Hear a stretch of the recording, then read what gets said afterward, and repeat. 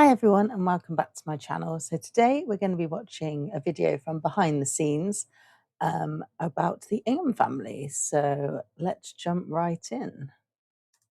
Really want it to be about them, but they alone are not it. That's not going to happen. So they need to bring in the troops. They need to bring in the children.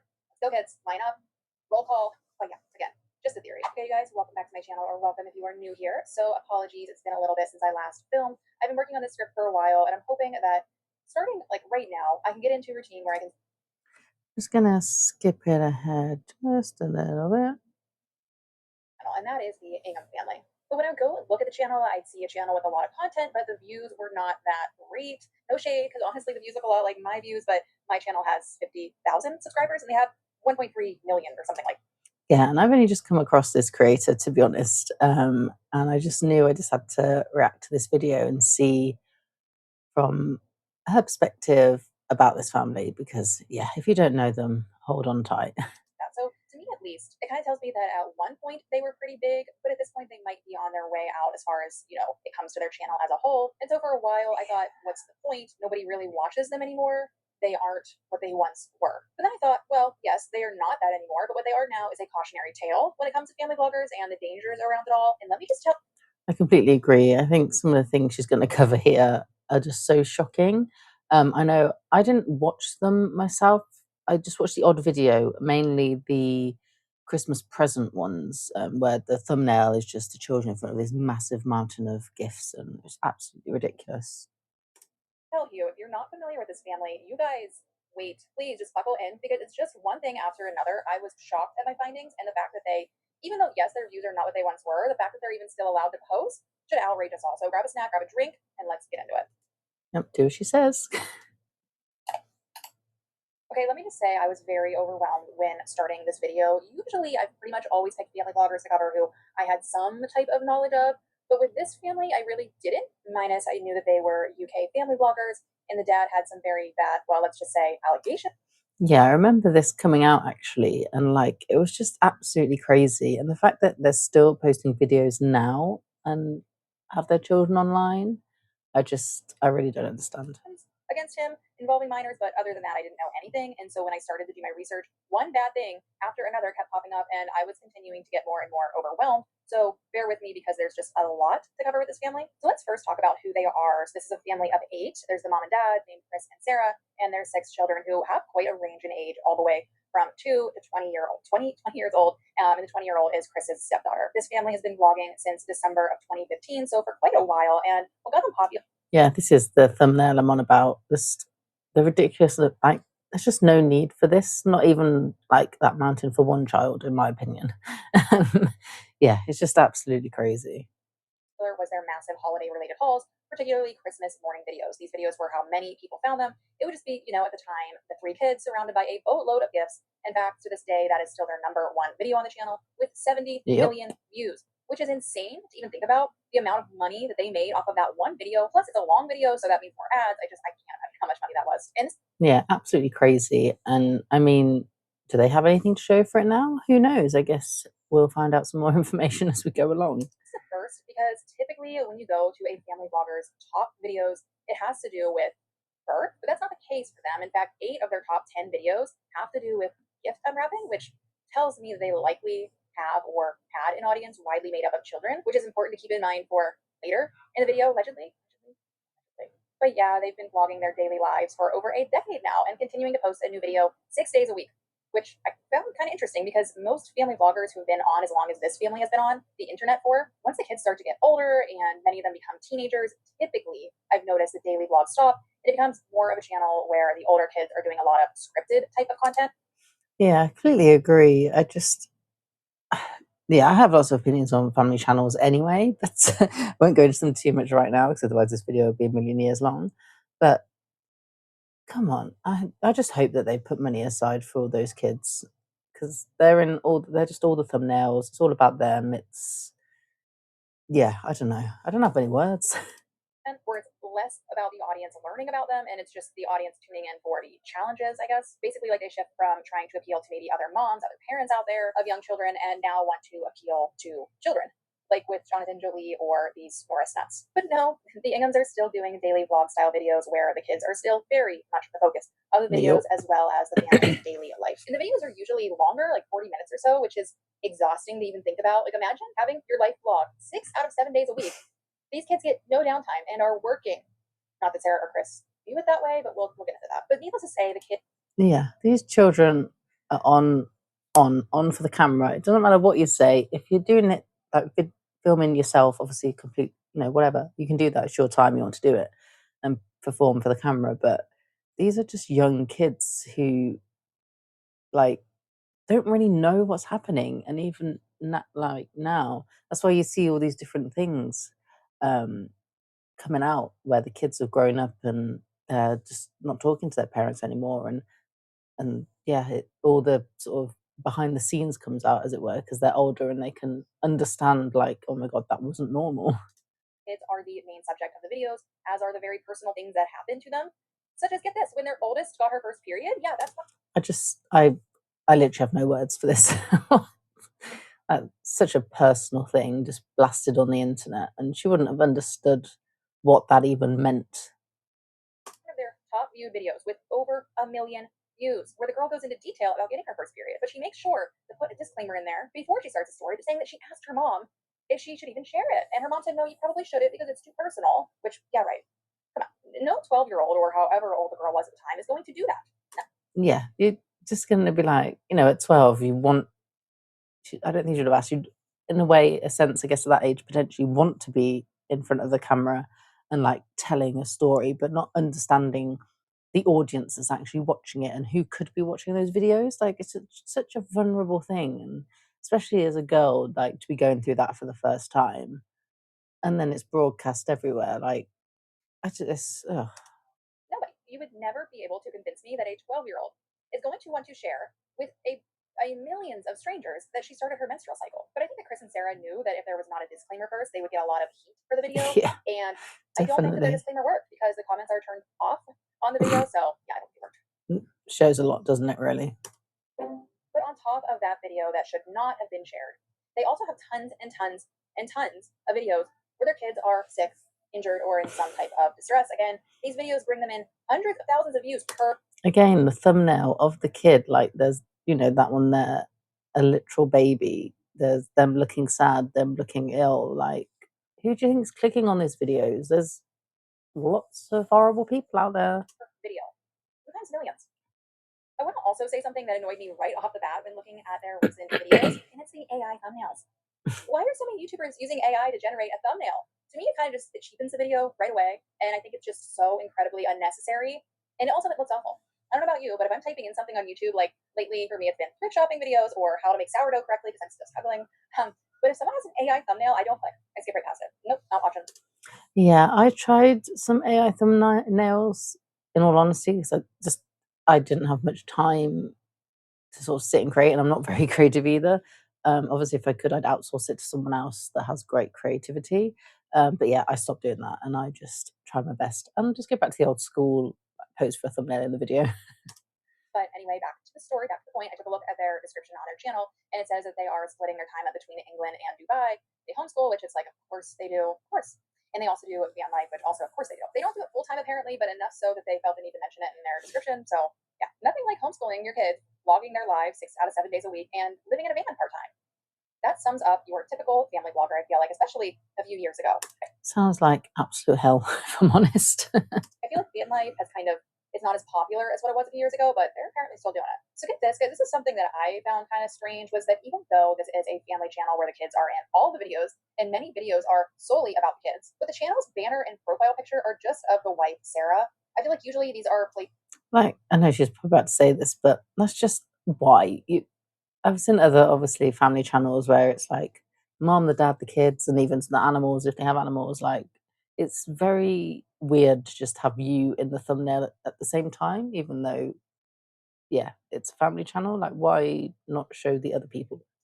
places where the whole family is showcased, Yeah. not just one parent. And to me, at least, that says that she loves the attention and the fame.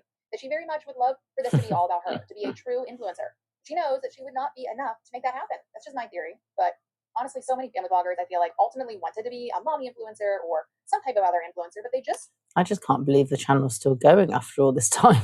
knew that they were not all that interesting, and that their only shot to fame, to money, was through exploiting their kids. Anyway, my theory, but I kind of also don't think it's a theory. Like, name somebody in the comment section, one of these mommy influencers, family blogger influencers that you can tell really wanted to be about them, but they alone are not it. It's not going to happen. So they need to bring in the troops. They need to bring in the children. Let's go, kids. Line up. Roll call. But yeah, again, Get just to a theory. So work. truly, nothing is off limits for this family when it comes to the kids. The kids are served up on a silver platter. I found this off of their Reddit page, but just 2 years ago, Sarah went to Instagram asking her audience what they wanted to know about each individual child. I mean, why? What do you need to know about a 2-year-old?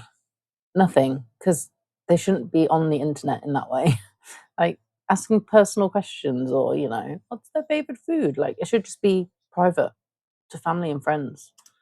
But that's surface level. Because get this, you know how a lot of family bloggers will end up selling some type of merchandise, maybe a shirt, maybe a hat, or something like that. Well, these parents they do that, but they also do something else that I don't think you're going to find a ton of other family bloggers doing, and that's brace yourselves, selling reborn dolls of their children. Yeah, back in 2019 when they What? Okay. had their fourth child together, they announced that they had created this baby doll replica that was supposed to look exactly like them, and the doll was Why? Why would you want to create a baby doll that looks exactly like your child for random people? I could understand if something had gone wrong or, and you wanted to have that, like, if that helps you cope, all that sort of stuff. But to sell it to the general public?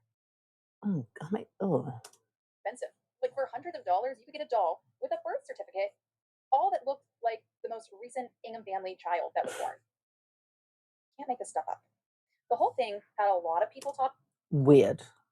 even their very, very creepy fans, creepy devoted fans, weren't sure what to think because it's so disgusting and weird that they would even have this idea.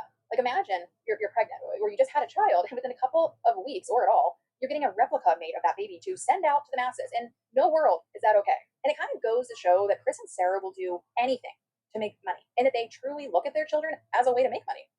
Their children are their employees, and it starts the moment that they are born. Again, they don't look at them as employees, and I'll show you some clips to prove that. But no, the children are, in fact, their employees. Unpaid, Of course likely, they but are. employees nonetheless. But also with Matt. Exactly. That's what I said before. I hope they've got money in the bank accounts for them because eventually, like, I know the eldest, I think she said, is 20 now, but maybe one day she'll smell the roses and realize, like, she's going to want her own life, surely. Like, uh, especially at that age.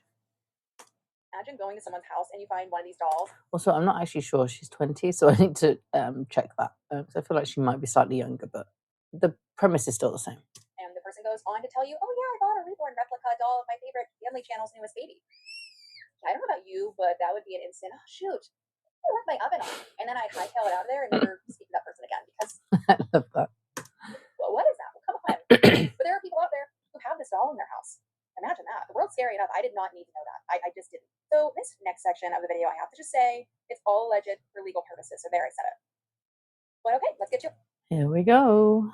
But so in 2018, things were going pretty well for the channel. They had been vlogging. Oh God, I remember seeing that intro actually.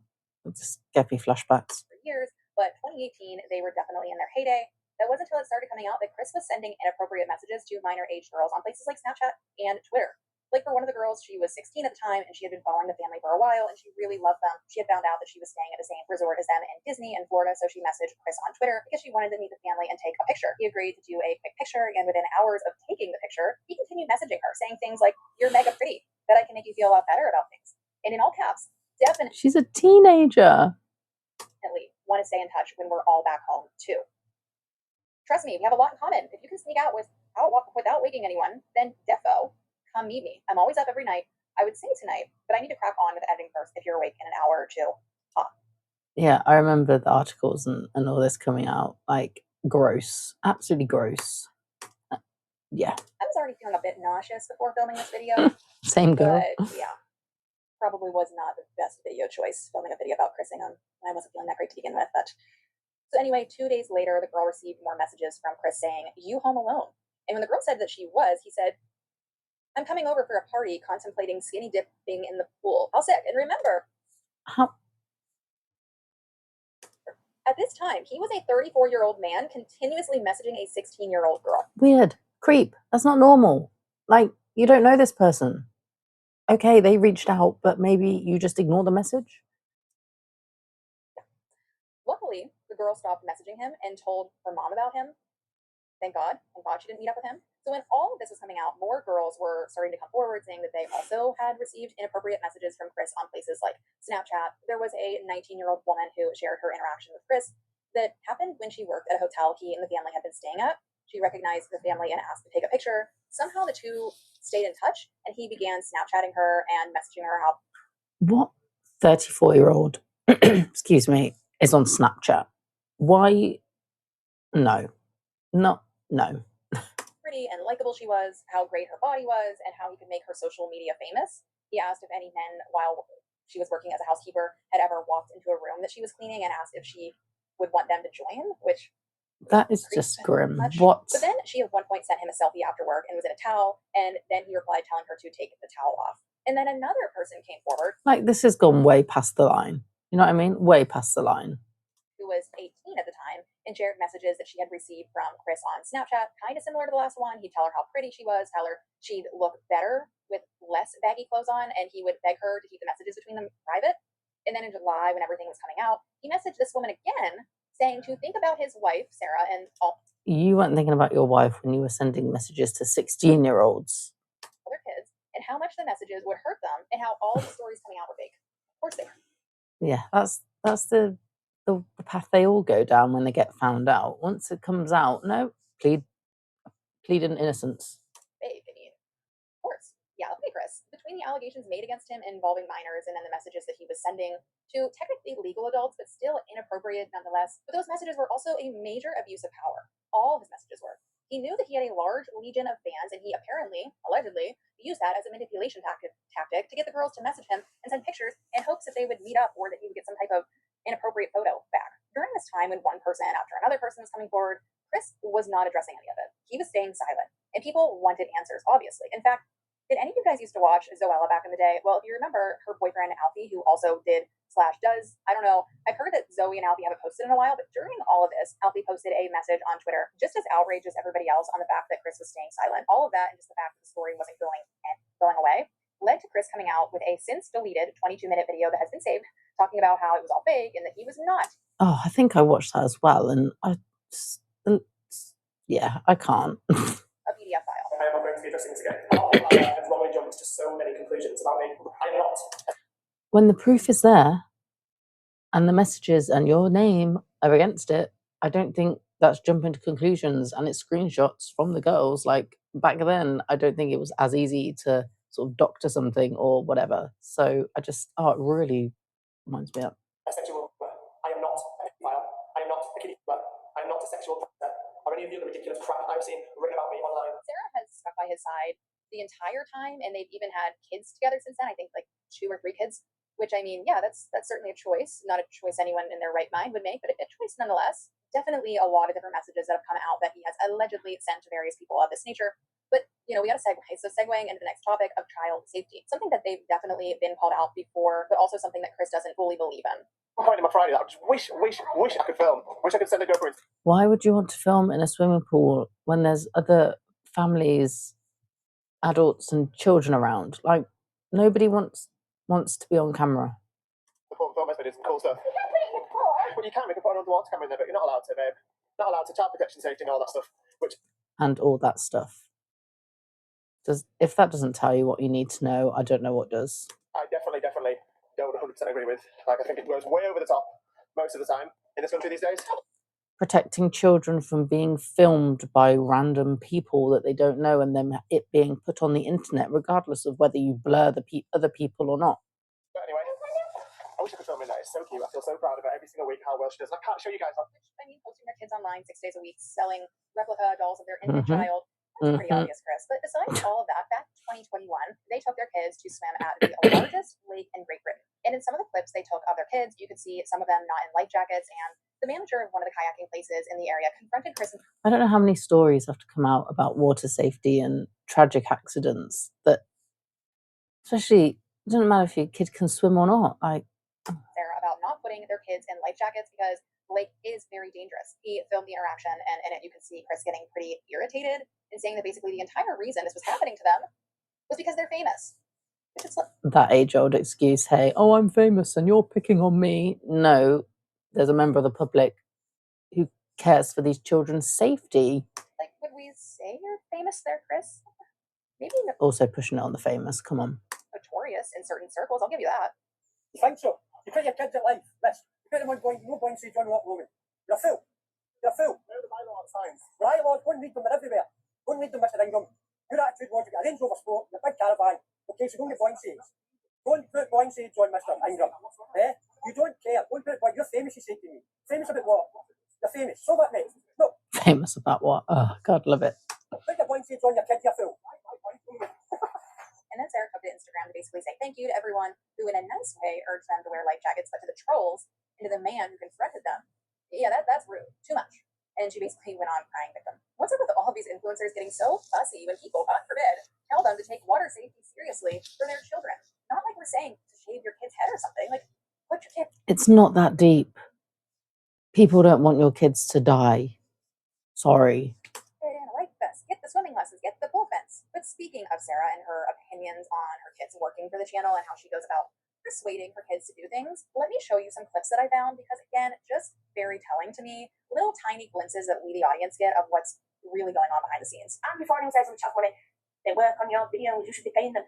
They don't work on our videos. They don't do anything for our videos aside from what we're doing.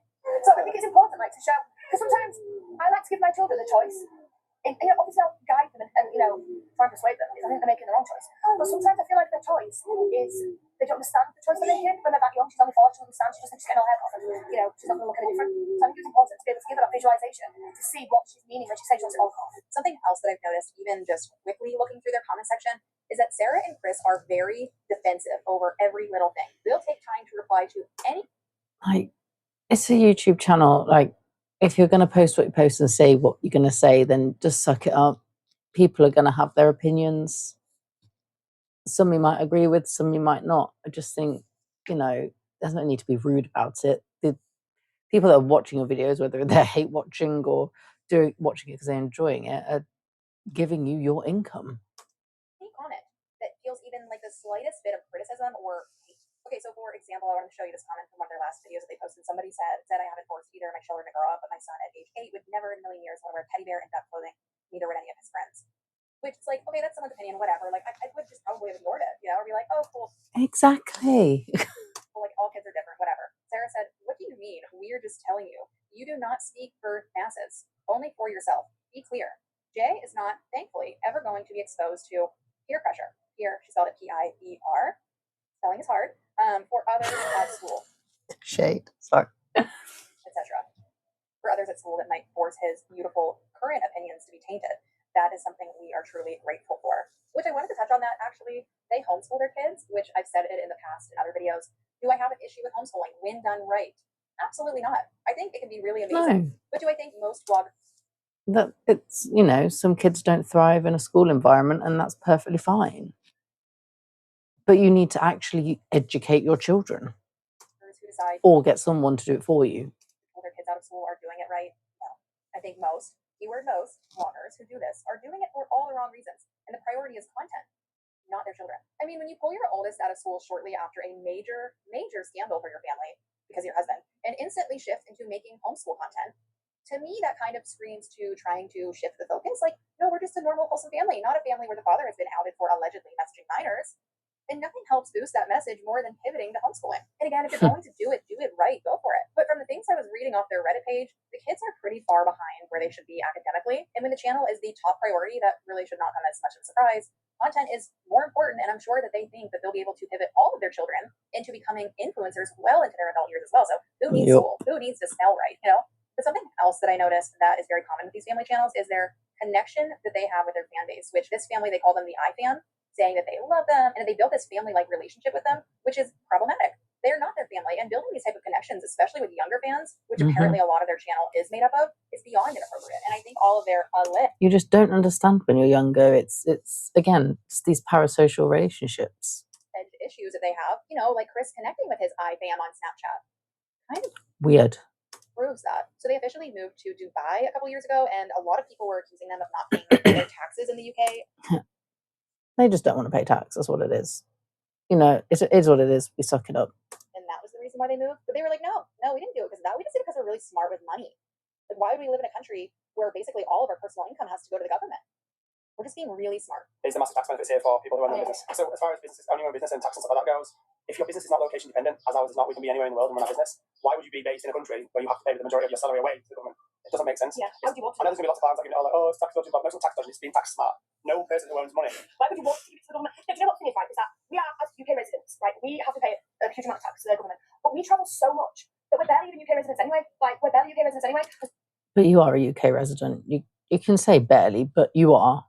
So why would we want to give that money to the taxman when we could put in our children's accounts and still travel and still be home? But it's also been reported that they went into voluntary liquidation in May of 2025 with a debt of 137,000 euros, which is equivalent to 157,000 American dollars. So I don't know if that's all true, but it does seem like it's out there. There are news sites reporting this. A lot of people have done the legwork to find out that it does appear to have some credibility. So it kind of makes me wonder how they got to that point, if it's true. I mean, at one point they were doing so well on YouTube, the amount of money they were bringing in from views, ad deals, all of that. Had they just been more wise with their money, I don't think they would have gotten themselves into that position. But this is a problem that we see with so many family bloggers. But we want the flash holidays, we want the presents, we want everything so we can show it off on YouTube and blah, blah, blah, blah, blah. They begin spending so much money and living so lavishly in the moment, but they don't put any money to the side. They just think that their views and their income is going to be like that forever. But I was also reading that they've had to move before because of a stalker and threats against their children. Threats that when I hear these family bloggers receiving these types of threats of harm towards their kids, I always think, why isn't that the wake-up call that you needed to stop what you're doing and get your Take them offline. Kids offline? I will never understand. Snap. Money is more important to these families than their children. I have no doubt that what I talked about today is only the tip of the iceberg with this family. Again, they've been doing this for over a decade and have, I think, over 3,500 videos, and I've never looked into them before. So I'm sure I missed a lot. So definitely let me know in the comments things that I missed and who you think I should cover for my next gift. So yeah, we'll leave it there then. That was, again, behind the scenes. Please go over, show us some love, watch her videos, subscribe. I think that was a great video. I really enjoyed that. And in my own time, I'm definitely going to go and watch some more of her videos because she's just so eloquent. And yeah, I'd love to strive to be like that. But no. Well, that's it for today then. Thanks for watching, guys. I hope you like this sort of slightly different video of commentary. And yeah, have a great day. Subscribe if you wish, and I'll see you on the next one. Bye.